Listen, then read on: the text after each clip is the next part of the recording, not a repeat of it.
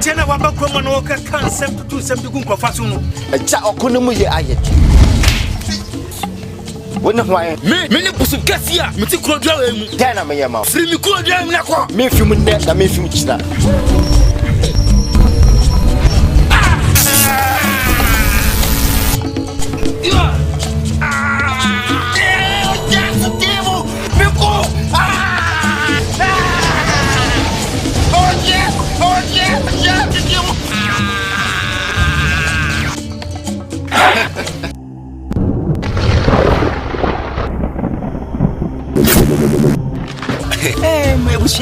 Onye den modi kan metete dey afeshi ode enenimi nanonom wala kire dey wo behia nipa ne mboje Eno bebe wasi awe bobo sofo we do be akoa oh me na po sha mi amensa won ni aso yeso ena wati nsem oya kwan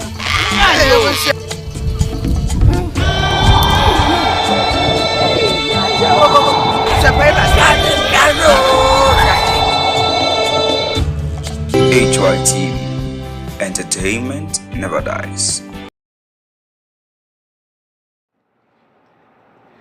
Ashafo yomo akwaba amapai so de wonim dada no HYTV yesi ade abeboa ne bebo obusuan kwa na ye de brewo anopai na mpunto ne de hihya so emamo ye de health bremo ye de newspaper bremo ye de news bremo ye de motivation bremo de eni wo hia se wo hia nyina ye de bremo anopai na me ya do so no oni bibi aya na wo ho a on se kane no na ye tumi ye movie bi na eka wakoma utumu se movie die na die ni abeba no ye ntumi nka o kan ka se wanya asam nje doki nse no ne se die basa dabi edu ba bi ani asanso